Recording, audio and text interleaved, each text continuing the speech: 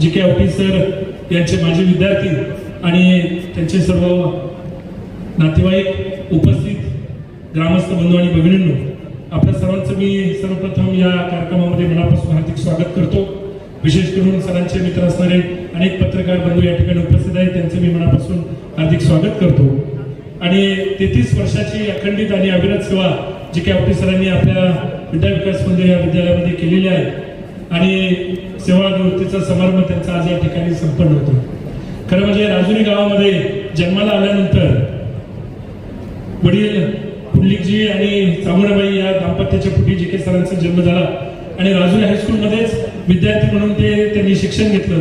पुढे शिक्षक म्हणून याच विद्यालयामध्ये ते रुजू झाले आणि शिक्षकाचे पुढे पर्यवेक्षक झाले, पर्यवेक्षणानंतर मुख्याध्यापक झाले। राजुरी गावच्या आपल्या शाळेच्या इतिहासामध्ये राजुरी गावच्या विद्यालयामध्ये शिकलेला पहिला विद्यार्थी जो मुख्याध्यापक होऊ शकला तो विद्यार्थी म्हणजे आदरणीय जी.के. आवटी सर। आज 33 वर्षाच्या कार्यकाळामध्ये ज्यावेळेला मागे उठून आपण पाहतो, कारण मी या ठिकाणी उभा आहे, मला पण जी.के. आवटी सरांनी शिकवलेलं आहे। अतिशय विद्यार्थीप्रिय शिक्षक म्हणून आणि विषय अध्यापन शिकवण्यामध्ये निष्णातता त्यांनी त्या ठिकाणी हासिल केलेली होती। सगळ्यांशी समोरासमोर जाणं आणि प्रत्येक विद्यार्थ्याची अडीअडचण समजून घेणं, उत्तम पद्धतीचं अध्यापन कौशल्य आणि त्याचबरोबर सहशालेय उपक्रमांमध्ये विशेष करून त्यांनी त्या ठिकाणी खूप मोठं आपलं भरीव असं योगदान दिलेलं आहे। मुख्याध्यापक पदाची त्यांची कारकीर्द 6 वर्षाची आहे, पण या 6 वर्षाच्या कारकिर्दीमध्ये जवळपास 1.5 कोटी एवढा निधी त्यांनी माजी विद्यार्थी आणि समाजातल्या अनेक घटकांकडून अनेक सरपंचच्या माध्यमातून आपल्या माजी विद्यार्थ्यांद्वारे या ठिकाणी आणला आणि हा शालेय परिसर समृद्ध करण्याचा त्यांनी त्या ठिकाणी मनापासूनचा प्रयत्न केलेला आहे। विविध प्रकारच्या सुधारणा करणं आणि विद्यार्थ्यांसाठी उत्तमोत्तम भौतिक सुविधा या ठिकाणी उभारणं, शैक्षणिक गुणवत्ता आणि दर्जा सुधारणं या गोष्टींवरती सरांनी त्या ठिकाणी प्रामुख्याने काम केलं आणि शिक्षक म्हणून मुख्याध्यापक म्हणून काम करत असतानाच त्याबरोबरीने राजुरी गावच्या सामाजिक जडणघडणीमध्ये सुद्धा मोठं मोलाचं योगदान त्यांनी दिलेलं आहे। राजुरी ग्रामपंचायत उपसरपंच म्हणून त्यांनी काम केले, 10 वर्ष ग्रामपंचायत सदस्य होते।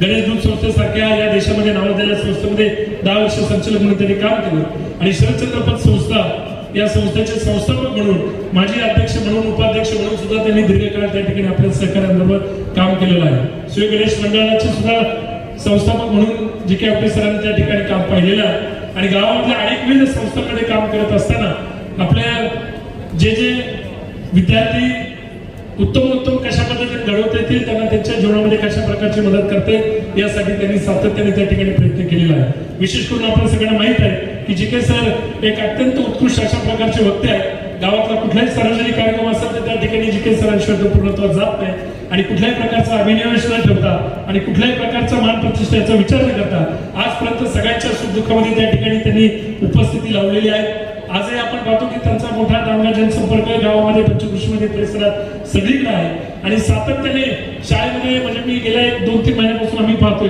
की आता सेवानिवृत्ती जवळ आली म्हटल्यानंतर सरांच्या मनामध्ये एक मोठी हुरूर दाटून आली की ज्या शाळेमध्ये 33 वर्ष अखंडितपणे त्या ठिकाणी सेवा प्रदान केली त्या शाळेचा आज आपल्याला निरोप घ्यायचा आहे। आणि नाही म्हटलं तरी समर्पित वृत्तीने जे शिक्षक शालेय परिसरामध्ये काम करतात, शाळेसाठी झुकून देऊन काम करतात, त्यांच्या दृष्टीने सेवानिवृत्तीचा क्षण हा नेहमीच अडचणीचा ठरत असतो आणि सरांच्या मनामध्ये सुद्धा ती मोठी हुरूर त्या निमित्ताने आहे, ते आम्ही सगळ्यांनी जवळून त्या ठिकाणी पाहिलेलं आहे। परंतु या शालेय परिसरामध्ये हजारो विद्यार्थी त्यांच्या हाताकडून घडून गेले आणि आज आपण पाहिलं तर जीवनाच्या विविध क्षेत्रामध्ये डॉक्टर झाले, इंजिनियर झाले, स्पर्धा परीक्षेमधून करिअर करणारे विद्यार्थी झाले, उद्योजक झाले, उत्तम शेतकरी झाले, बागायतदार झाले, या सगळ्यांना आयुष्यामध्ये चांगलं मार्गदर्शन करण्याचं काम त्यांनी केलेलं आहे। शालेय शिक्षणापुरतं मर्यादित न राहता त्यांच्या वैयक्तिक आयुष्यामध्ये सुद्धा योग्य ते मार्गदर्शन करण्याचं काम आजपर्यंत त्यांनी केलेलं आहे आणि म्हणून आज त्यांचा सेवापूर्तीचा समारंभ या ठिकाणी संपन्न होत असताना खऱ्या अर्थाने व्यासपीठावरचे सर्व मान्यवर आणि समोरचे सर्व मान्यवर आपण वेळात वेळ काढून या ठिकाणी आलात, मी आपल्या सगळ्यांचे आभार व्यक्त करतो। विशेष करून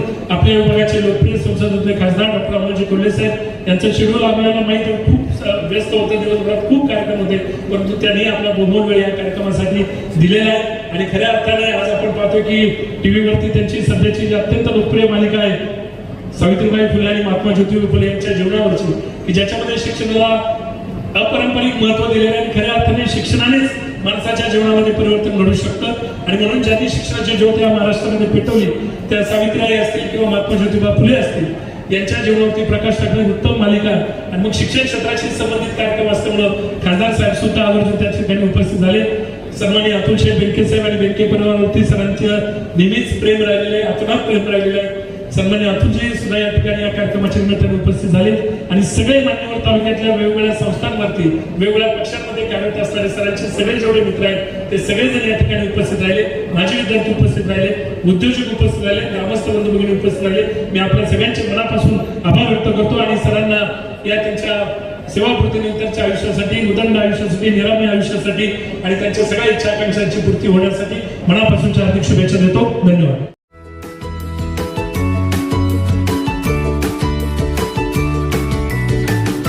बातम्या शेतीच्या,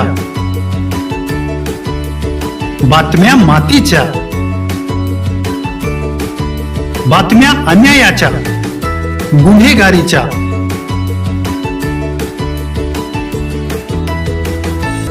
राजकारणाच्या आणि समाजकारणाच्या, शोषणाविरुद्ध बुलंद आवाज, जनसामान्यांच्या हुंकाराची गाज, सत्कार्याला प्रोत्साहन,